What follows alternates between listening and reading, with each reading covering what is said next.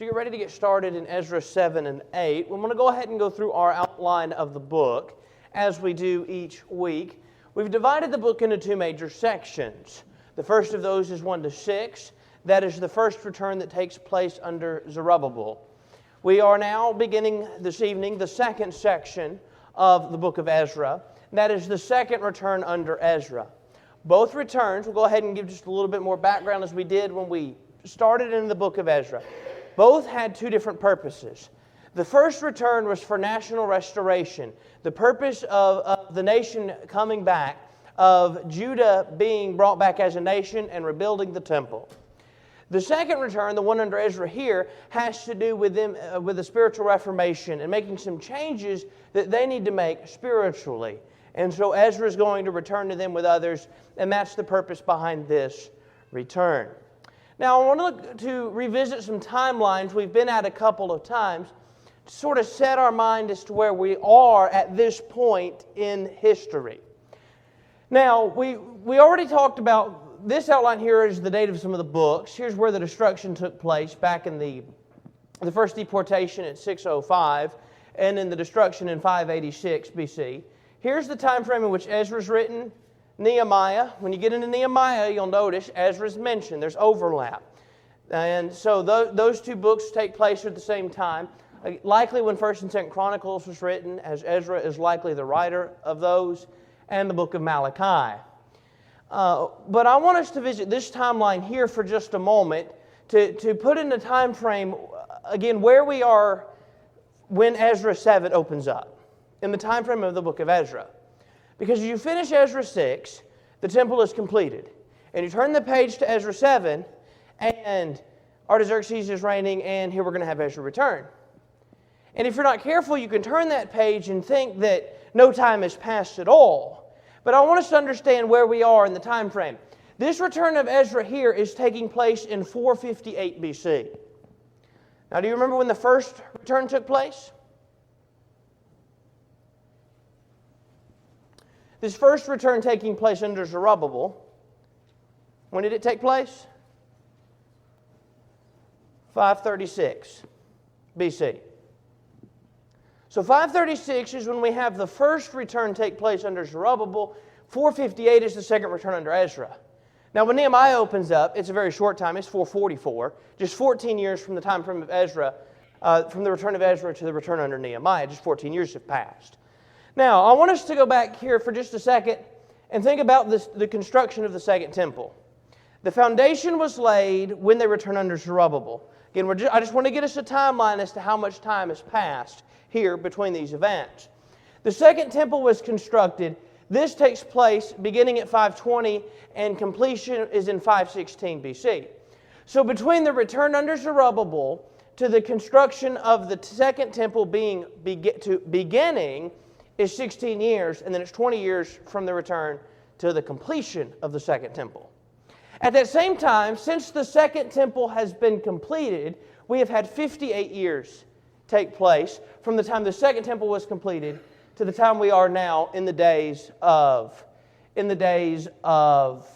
Ezra and the return. And between the first return and the second return is a time period of 78 years. Keep in mind, it was 4 years, 520 to 516, that time frame building the temple. That's why if you add them all up, they don't add up exactly. It's 78 years from the first return to the second. During this time frame, that 78-year period, that's where the book of Esther takes place. Is in that time frame between Ezra chapter 6 and Ezra chapter 7. That's the time frame when Esther takes place.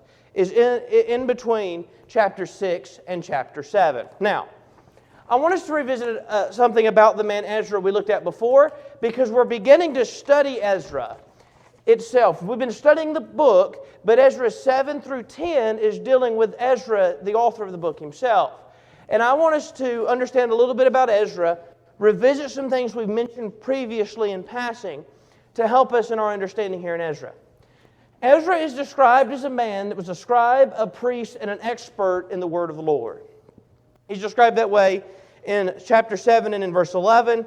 He gave Ezra the priest, the scribe, expert in the words of the commandments of the Lord. This is the man again that led the spiritual reformation of Judah. This man that is a scribe, he is a priest, and he is an expert in the word of the Lord. He is a faithful servant of God. Chapter 7 and in verse 10 would tell us that. We'll visit these passages in detail in a moment. I just want us to get a little bit of an idea about Ezra himself. And the hand of God was upon him and those that returned with him. We're going to see this phrase occur 6 times tonight. 6 times in the book of Ezra, all in these 2 chapters. The phrase, some form of the wording referring to the hand of the Lord or the hand of God being upon them, is in these chapters. It occurs 3 times in chapter 7, verses 6, 9, and 28, and then 3 times again in chapter 8, verses 18, 22, and 31. So something to keep in mind here as you're going through the work that is being undertaken in the return, the work that Ezra is doing, the hand of God is with them. The hand of God is upon them. So that phrase occurs several times. So we're going to come to it again 6 times tonight. Just keep that in mind about how often it occurs, because sometimes if we're not careful as we get through the text, we may not realize how often it is. But we're going to see it 6 times, and we'll talk about each of those when we get there. Let's get into Ezra chapter 7 now.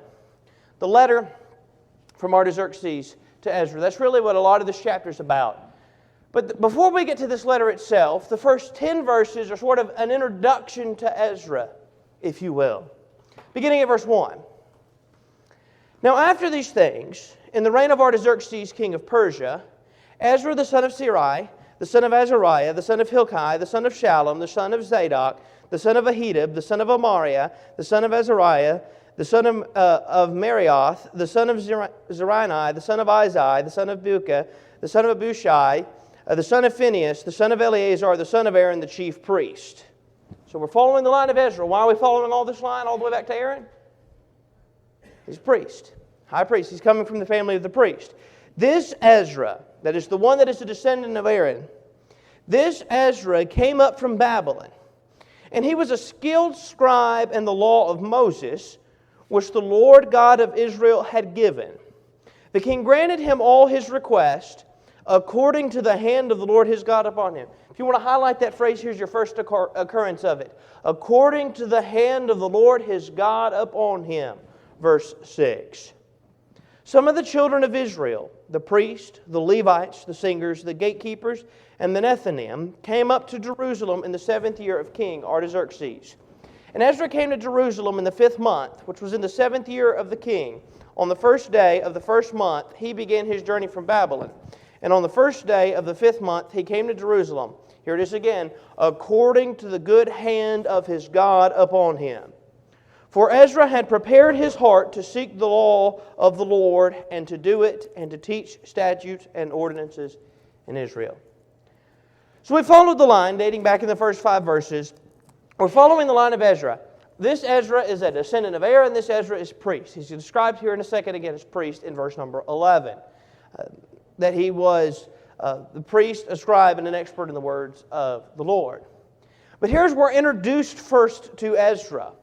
It said that Ezra came up from Babylon, and the king granted him all that the Lord God had given, the king granted him all his requests according to the hand of the Lord his God upon him. Now the Lord is with Ezra in the task that he is undertaking in leading the people back to Babylon in this second return. The Lord is with him in the work that he is undertaking here, and so that's why that phrase is important. The king grants all his requests. Why? According to the hand of the Lord upon him. Come on down into verse number 9 now. On the 1st day of the first month he began his journey. And on the 1st day of the 5th month he came to Jerusalem. Why again? According to the good hand of his God upon him. So the Lord was with him. That's why the king grants his request. The Lord is with him. That's how they're able to make it back to Jerusalem and have safe passage. God is with him. Now I want us to understand the fact that God is with him. The reason is given in verse 10. For Ezra had prepared his heart to seek the law of the Lord and to do it and to teach statutes and ordinances in Israel. There are 4 things mentioned here in verse 10 that we need to pay careful attention to, that Ezra did. And the order in which these are mentioned is significant. The order in which these are mentioned about Ezra are significant, because that's the order in which they need to be in our lives as well.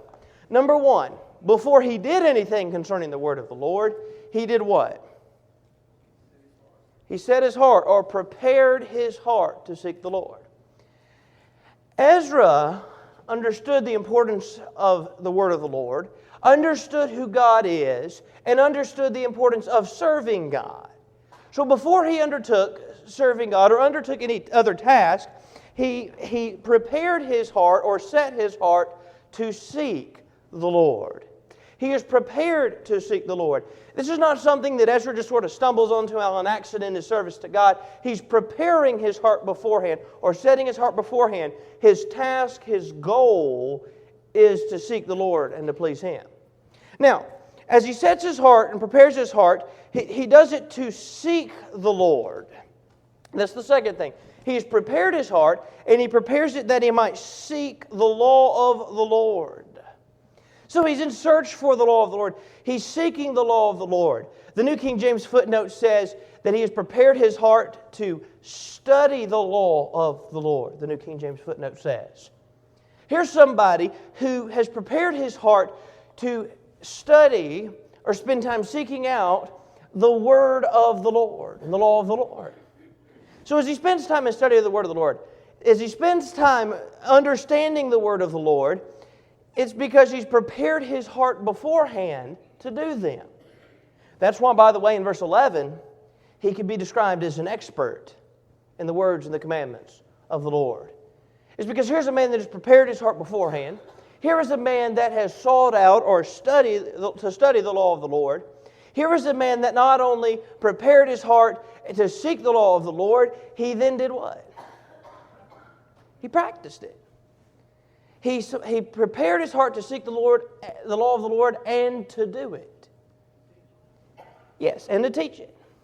So as he prepares his heart to do it, it's not just that Ezra seeks it that he might have some kind of exercise of his mind, if you will, to read God's word and to study it. But Ezra's purpose in seeking out the law of the Lord was for the purpose of living it in his own life. The purpose for Ezra spending time in study or seeking out what God's will is so he could live the kind of life pleasing to God.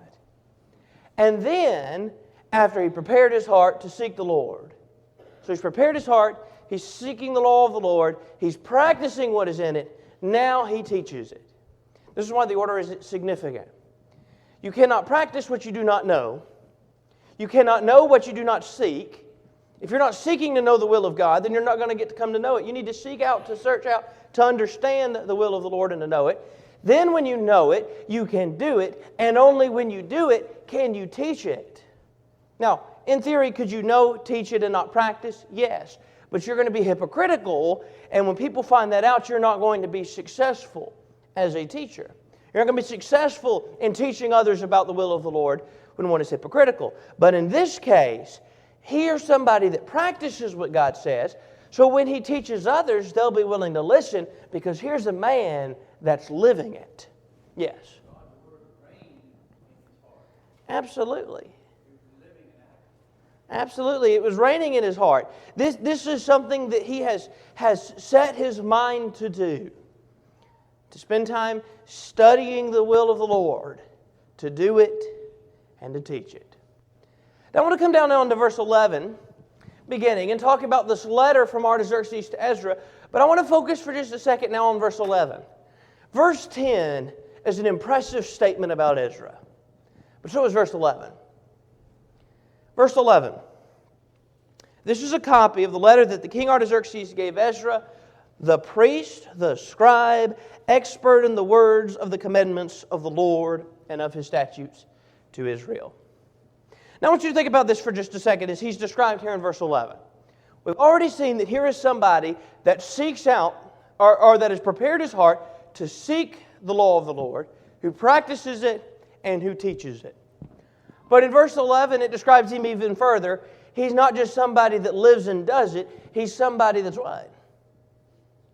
He's an expert in it. I want you to think for just a second about the two titles given first to Ezra, the two jobs that Ezra has before we get to him being an expert. The two are, he is priest and he is scribe. What's the job of a scribe? To write. He would have been writing down what was recorded. And as he's doing that, you think Ezra would have come to be very familiar with the Scriptures as he's recording those things down? You think Ezra would have become familiar with them?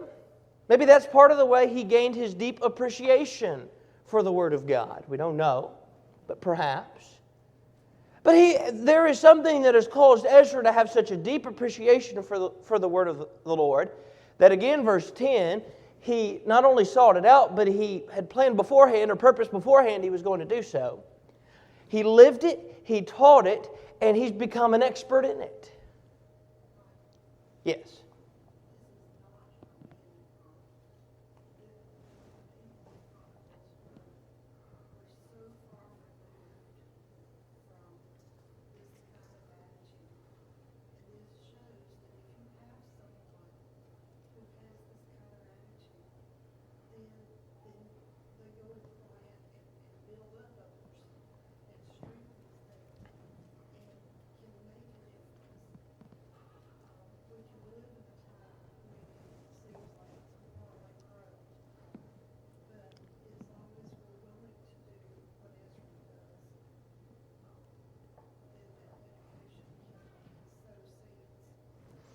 Absolutely, absolutely.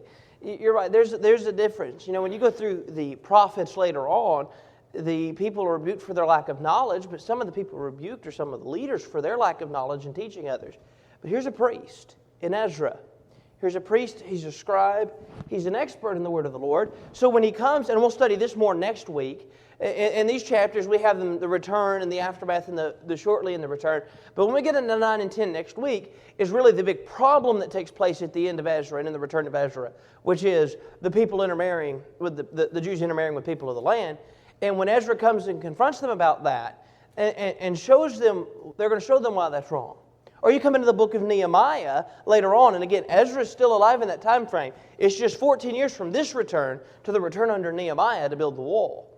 And Ezra's still around, so when we come into Nehemiah, it's Ezra that's reading the law to the people again. And that kind of leadership does have a large impact on the people, having been like Ezra and then later Nehemiah as well, both being there to be examples to the people. That is, you're right, it draws a stark contrast between the people of Chronicles when we come to an end of the book who they know who God is, but they don't really have a knowledge that that leads them to practice the religion they need to. It doesn't have the kind of knowledge that leads to them doing what God says, but instead they go their own way and serve the gods of the land. So here's Ezra, a priest, a scribe, and an expert in the words and the commandments of the Lord and of His statutes to Israel. And again, I just want us to think about how impressive that statement is of him, that he is an expert in the words of the commandments of the Lord and of His statutes to Israel. So,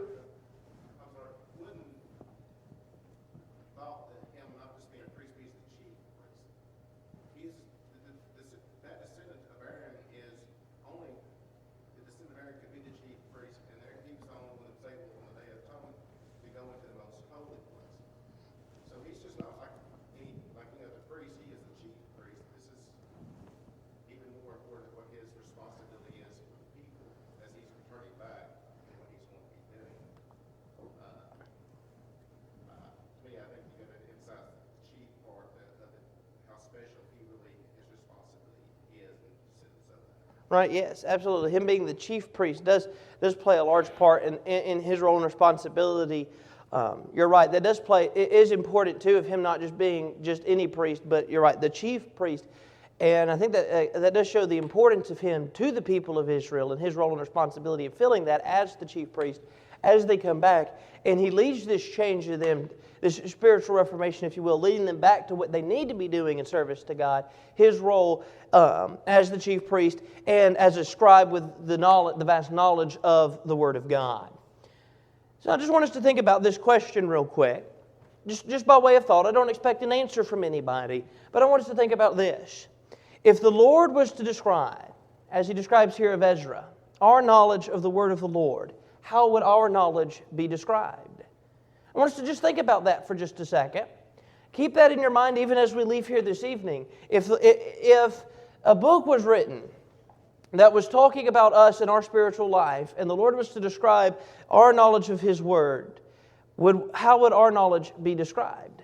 Would we be the kind of people like Ezra, who, being described as an expert, is very familiar with the Word of the Lord? Would it be described as somebody who was lacking in knowledge, as the people were in the prophets, before the prophets described the people before they were destroyed? Just for sort of food for thought, as to think about how our knowledge would be described. Now let's get into this letter itself from Artaxerxes to Ezra. Artaxerxes, king of kings, to Ezra the priest, a scribe of the law of the God of heaven, perfect peace and so forth. I issue a decree that all those of the people of Israel, and the priests and the Levites in my realm, who volunteered to go up to Jerusalem, may go with you.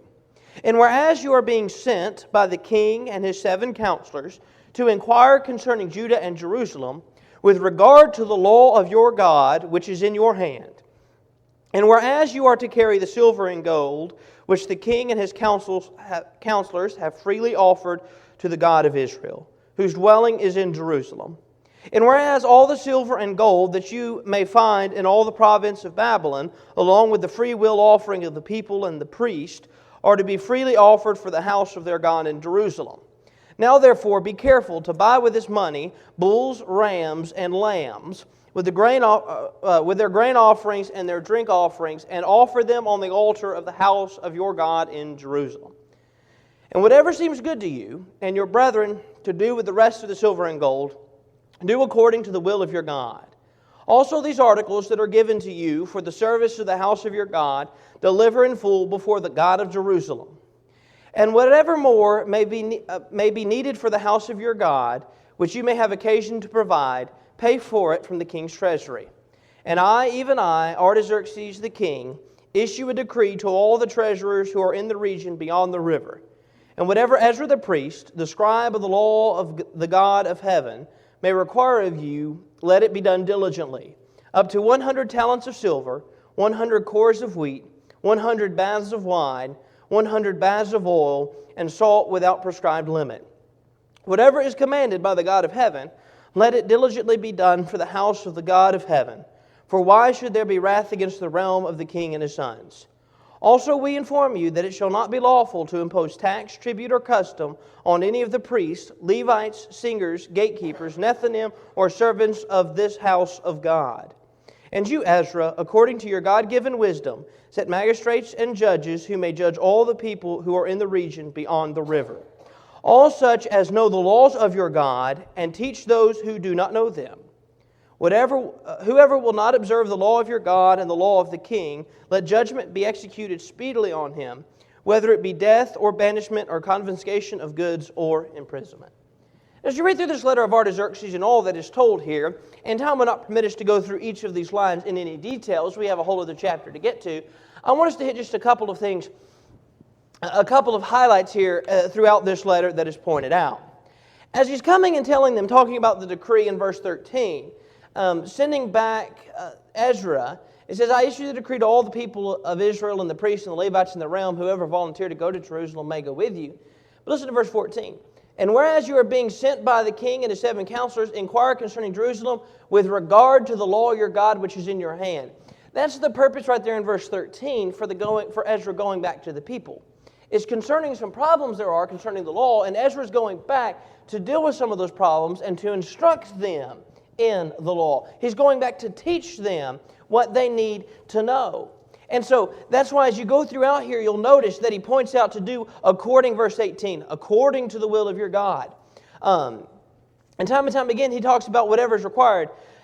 Down in verse 21, that whatever Ezra the priest, the scribe of the law of the God of heaven may require of you, let it be done diligently. Up to 100 talents, and he goes on and lists all this stuff, so that they don't face the wrath, or so that they're. For why should their wrath be against the realm of the kings of his side? He comes down and informs them, Ezra in verse 25, to set people, magistrates and judges over the land that know the laws of God, and to teach those who do not know them. That's the purpose for Ezra going back.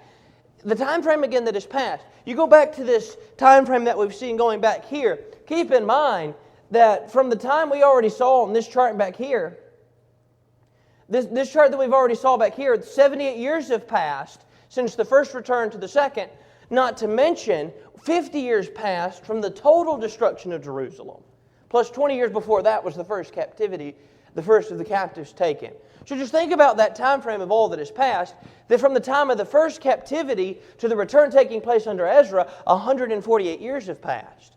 From the destruction of Jerusalem in its entirety to Ezra returning to deal with the people of the land, we have 128 years that have passed. From the time it was destroyed in 586 to this time that is returned here in 458.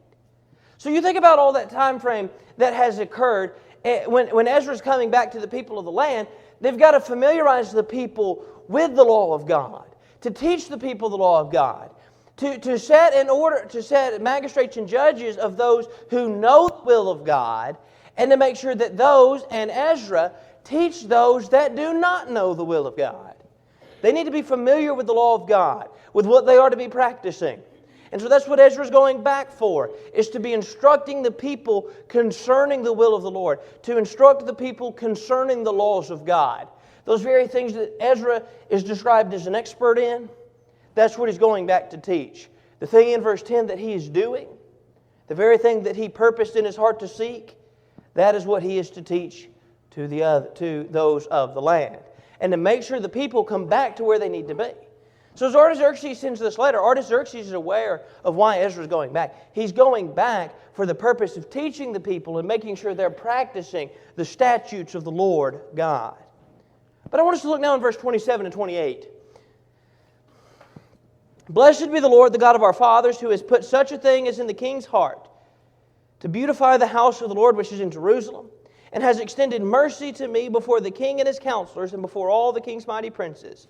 So I was encouraged, as the hand of the Lord my God was upon me, and I gathered leading men of Israel to go up with me. So as you come to the end of chapter 7, these last two verses are Ezra's response here to the letter from Artaxerxes. And he points out in the end of verse 28 that he was encouraged as the hand of the Lord my God was upon me. There's our third occurrence in this chapter. The king is allowing him to go back. We saw back previously. And granted all that was his request according to the hand of the Lord upon him. They make it safely to Jerusalem, it says down in verse 9, according to the good hand of his God upon him. He is encouraged here knowing that the good hand of the Lord my God, he says, was upon me. And that's why he's encouraged here in the task that he is undertaking. Quite a task to gather the people together, to make a long journey, by the way. Coming from over here in Babylon all the way back to Jerusalem, quite a long journey. To come back now, not only to make this journey, but to get there and instruct people concerning the will of the Lord, to make sure they're practicing what they need to practice. What a task that Ezra and those with him are undertaking. And yet Ezra is encouraged because he knows that the hand of the Lord is upon him. And that's why he's encouraged here as we come to the end of chapter 7, because the hand of God is upon him. Now, Ezra chapter 8. Yes.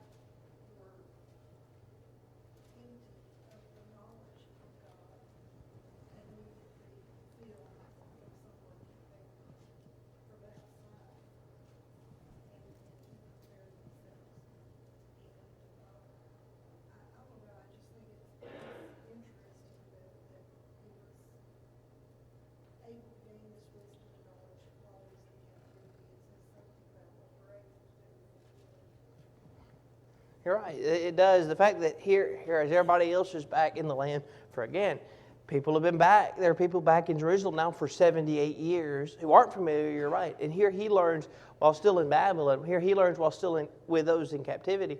He leaves, he goes back, and he is familiar with the law while those back in Jerusalem are not. You're right.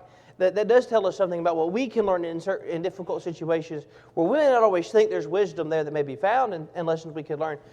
But Ezra was learning while the people back in the land were not. And you're right.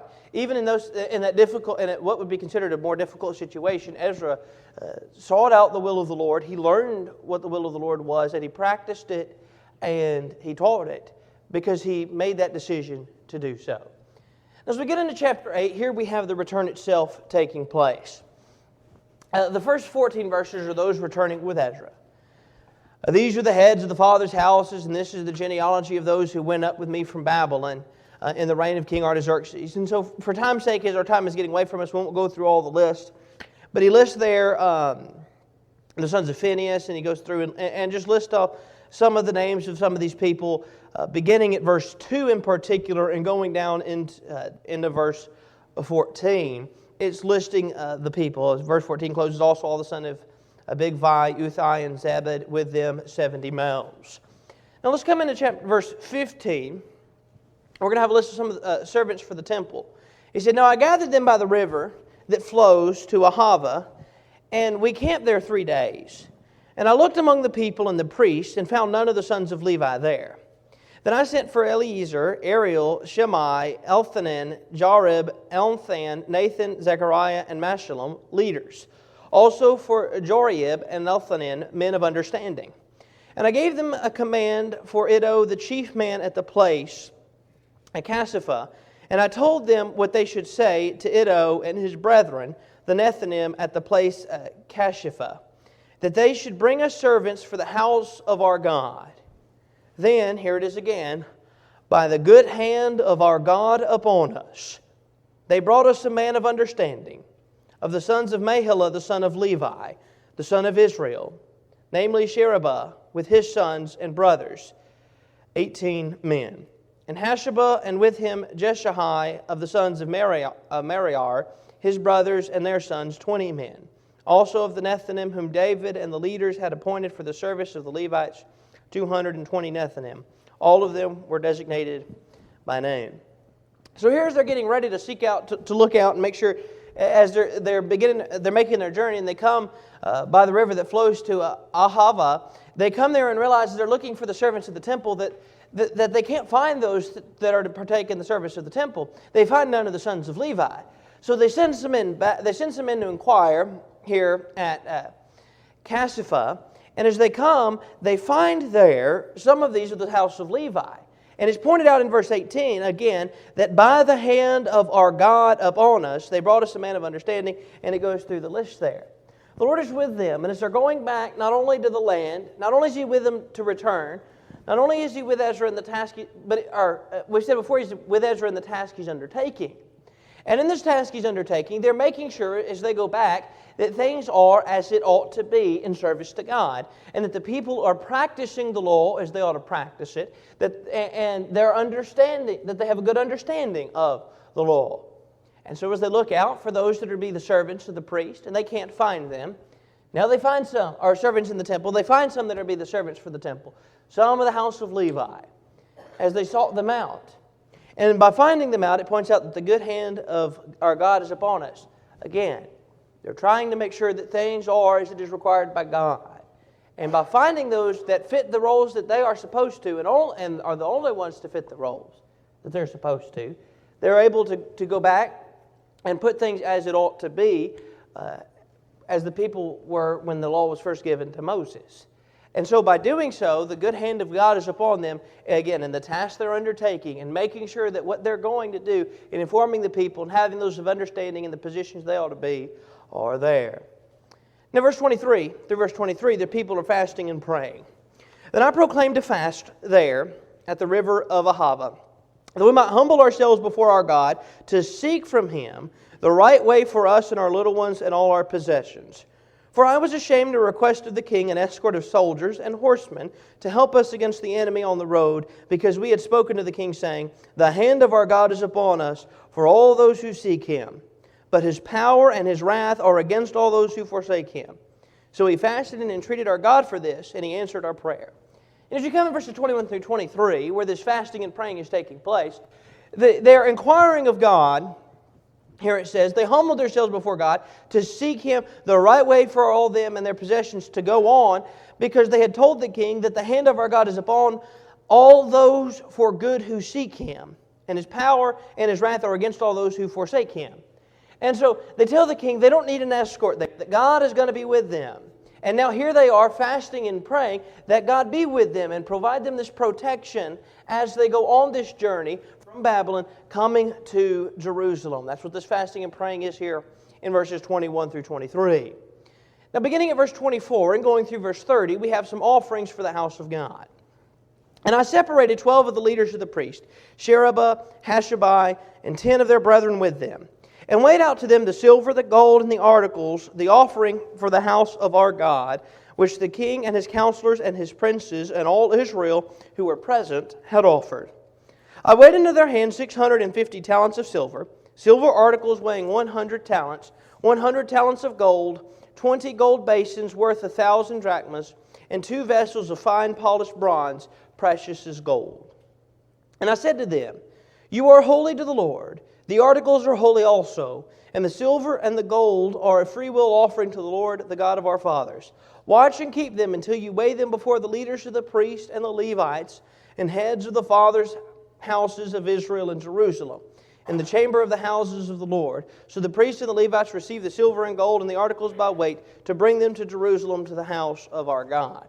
So here again, this is that which had been sent to take back to Jerusalem, to take back to the temple that which was offered for that purpose. And so this is talking about them, who it was given to in order to try and keep it safe in its arrival there in Jerusalem. And it lists again the weights there of what all has been given. Now beginning at verse 31 through the end of the chapter, we have the people arriving at Jerusalem. Then we departed the river of Ahava on the 12th day of the first month to go to Jerusalem. And the hand, listen again, here it is the 6th and final time. And the hand of our God was upon us. And He delivered us from the hand of the enemies and from ambush along the road. So we came to Jerusalem and stayed there 3 days. I want to stop there for just a second at verses 31 and 32. Remember what we had already read in verses 21 through 23. They told Artaxerxes they did not need an escort of soldiers, that God was going to be with them. He pointed out that by the good hand of our God, or that the hand of our God is upon all those for good who seek Him, and His power and His wrath are against those who forsake Him. And so they're telling Artaxerxes there, God is going to protect us, that we don't need an escort of soldiers. They then pray to God for that protection, and here in verse 31, it tells us they arrived safely at Jerusalem, and they were protected from their enemies. Why? Because the hand of our God was upon us. So, as you go throughout these 2 chapters about the hand of God being upon them, and you think about the 6 times it has occurred that we have seen, as it leads from them leaving to coming now to Jerusalem. Going back into chapter 7 now, just to think about the context. In verse 6, the king granted the request of Ezra because the good hand of God was upon Ezra. You come down later on, they come safely to Jerusalem in verse 9 because the good hand of God, according to the good hand of God upon them. You come to the end of the chapter.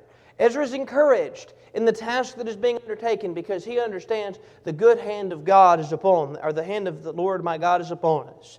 You come down into verse 18. They're able to find those that they originally did not have among them, those of the family of Levi, after they seek out to find them. And they find them why? By the good hand of our God upon us. They told Artaxerxes they didn't need an escort. They would come safely to Jerusalem because of the good hand of God upon them. And then as they arrive, it says they're protected and delivered from their enemies and from ambush. Why?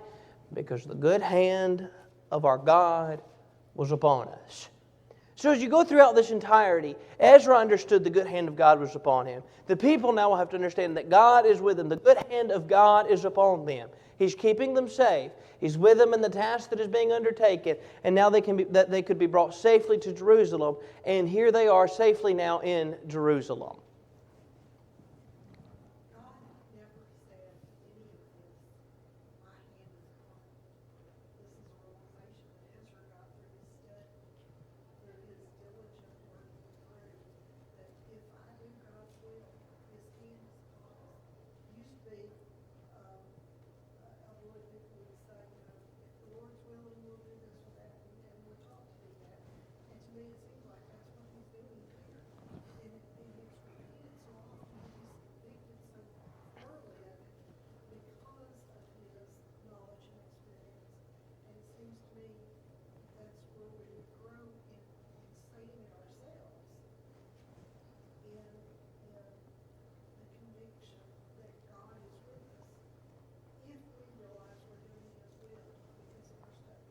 You're right. You're right. He has to understand through his studies that God was with him. And we should understand that too. And you're right as well about the hand of God being upon them. You know, he pointed out that the hand of God was upon them, those that do good. He pointed out in verse 18 of this text. But it's against those, and his wrath is against those who do evil. You're right.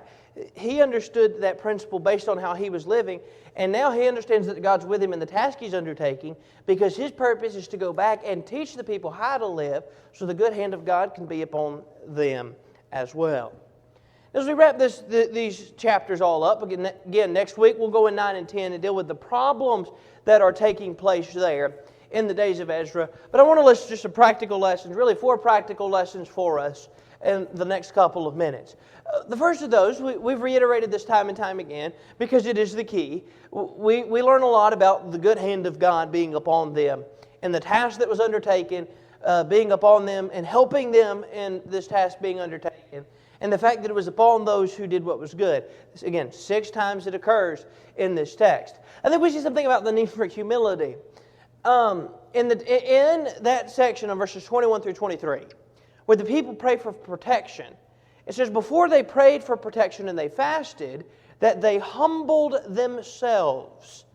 They humbled themselves before they prayed. People easily, we all have a tendency easily, if we're not careful, that we might become lifted up with pride. And here these people are praying for protection to be brought safely by God. They've refused help already, and now they're coming on their way and they're praying to God for help. And it took humility for them to realize we can't do this on our own. Lord, we need your help and your protection. I see the need to praise God in the reactions of some of the people as you go throughout some of the text here and what is given. The people praising God and the people coming and praying to Him and requesting help. And then the joy when they do come later on as they've come out. And the reaction of the people that as they've come together, those that have been carried away, the captives, they offered burnt offerings to the God of Israel in verse 35. They're praising God there after they've been brought, offering sacrifices to God after being brought safely.